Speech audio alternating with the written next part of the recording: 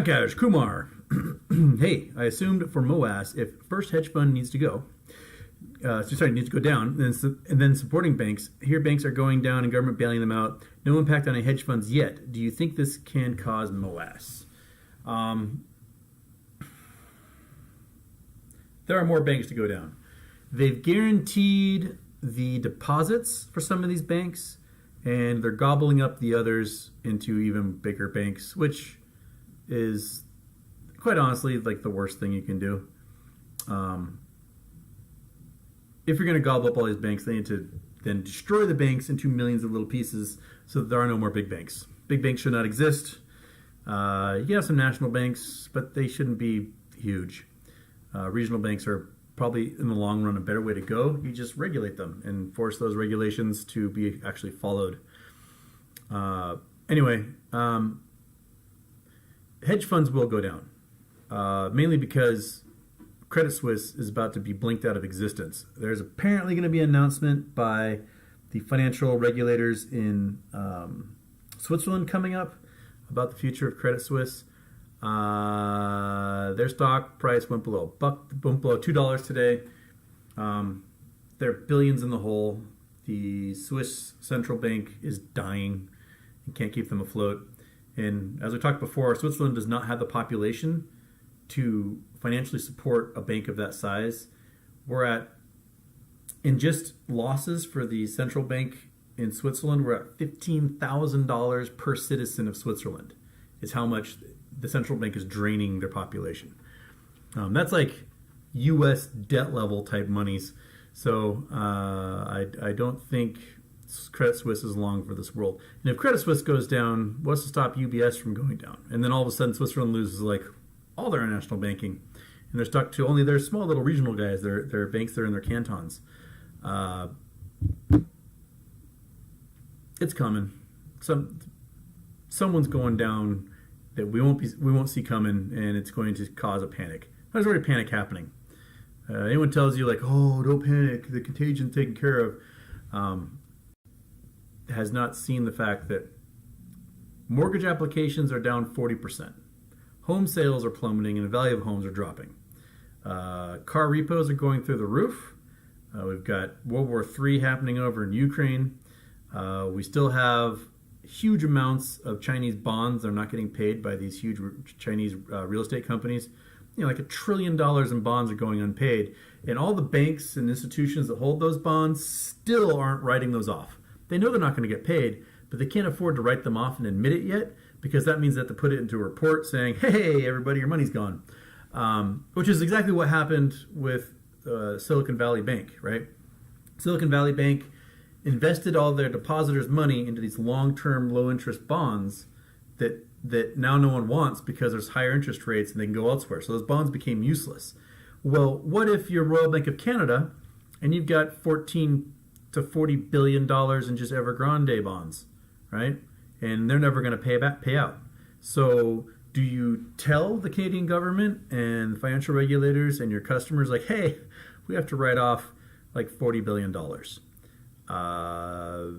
The minute you say that, there's going to be a run on the bank in Canada, and the same thing's going to happen in Canada that just happened with Silicon Valley. So, BlackRock has $40 billion in those real estate bonds just from that one company. I have no idea what they have with all the other ones like Cajun and whatnot that are also failing miserably. So there's a lot of signals that happened in 08, 09 are happening right now. Oil prices plummeted, went below $70. I think it was $66 when it closed today. I'm going to look it up here. It's easier to look up on my phone because this laptop is old as shit. Okay, oil price. It's $68 was WTI crude. Brent crude's still at 74, but we're half the price we were a year ago when Russia invaded Ukraine. That should go a long ways in tempering inflation. But here's the thing about inflation is that whenever you raise the price on something, you never drop it back down again. Food costs this much, it's going to cost that much from now on, because even though they're going to be saving money transporting and spraying fertilizers and whatever else because oil prices are down, they're going to pretend like they aren't. and then you're just going to be paying that price from now on. So while inflation may be stunted, there's not going to be any contraction from this. And the CPI came out at 6%, so we still have inflation. It's not growing at the moment, which is great, but that still means that the Fed has to raise rates. And the fact they're the scare of the banks going down, they may not raise rates, but they still probably should. The pain still has to be inflicted to ensure that inflation rates get lower. You need to get to that 2% level. You get it below unemployment, and things will be better. We want any double dip recessions and all those things, because all of a sudden they start trying to do quantitative easing and yada yada yada. But no, I did not hear that they're becoming Schwab. When Credit Suisse dead? Soon, maybe next week. I think if they go, it's not going to be with a whimper, but with a hammer to the head, like a rat stuck in a trap. That's what I see.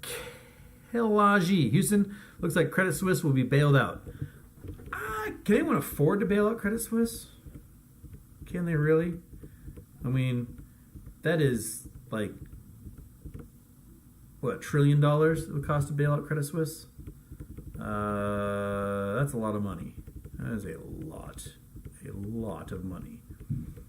And okay, there. Sorry, the chat reset, and I had to find my spot again. But I mean, they may have to. Their fingers are on everything all over the world. The problem is that they are not a U.S. company. They have U.S. branches here, but they don't have like a Credit Suisse branch where you can just go open a checking account. They've got some like commercial bank and some investment bank things here. So why should the U.S. bail them out? Like, if we bail out Credit Suisse, Switzerland should become the 51st state. That should be the agreement. I'm sorry to my Swiss viewers. You're Americans now. And we're going to use dollars, and food's going to be cheaper in Switzerland. That's going to be but your ski resorts probably get way more expensive, so that's probably bad. But you kind of got to think about, like, why would the U.S. bail them out? Why would the Federal Reserve bail them out? Yeah, they got a membership here and there, but they're not a U.S. company. It's a weird thing about globalization is, these companies, they all want to be offshore, they all want to be somewhere else, but when the shit's the fan, thank you, Mr. President.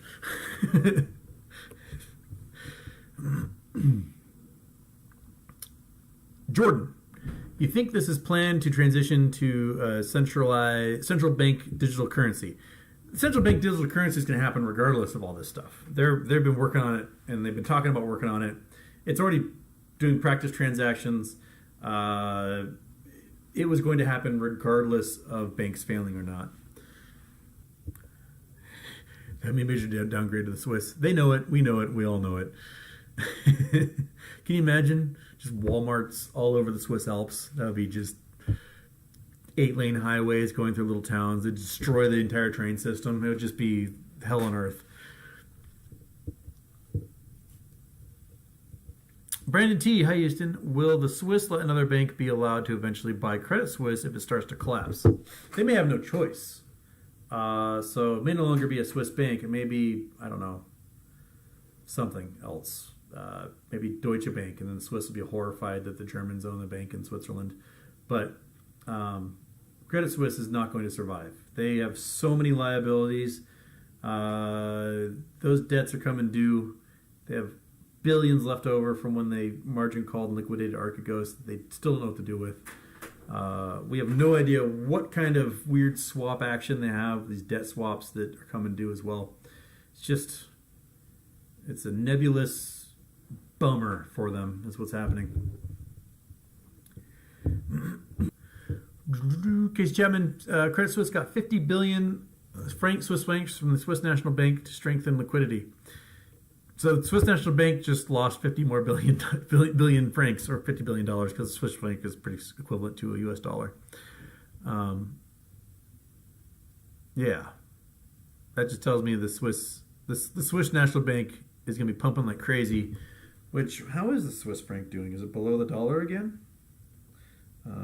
Swiss franc to U.S. dollar. Oops. To U.S. dollar. Oh, it's still a little stronger than U.S. dollar at the moment. It had dropped quite a bit. We had gotten down to... Come on, move, graph. Move. Yeah, we dropped on October 14th, dropped to 99 cents. So October, Swiss franc was less. But I can imagine it dropping below a dollar again if Credit Suisse vaporizes. Ted Jimenez Houston, happy birthday. Why would the contagion from SVB be affecting foreign banks and causing ripple effects? Little ripple SVB. I think because the forces that doomed SVB can affect other banks. Other banks may have locked in depositors' money into these long-term, low-interest bonds that are now worthless. So I think there's been a lot of folks looking at what the securities holdings are of these bonds, and if banks perhaps didn't dump them when they should have, which would have been a year ago when we started seeing inflation take off.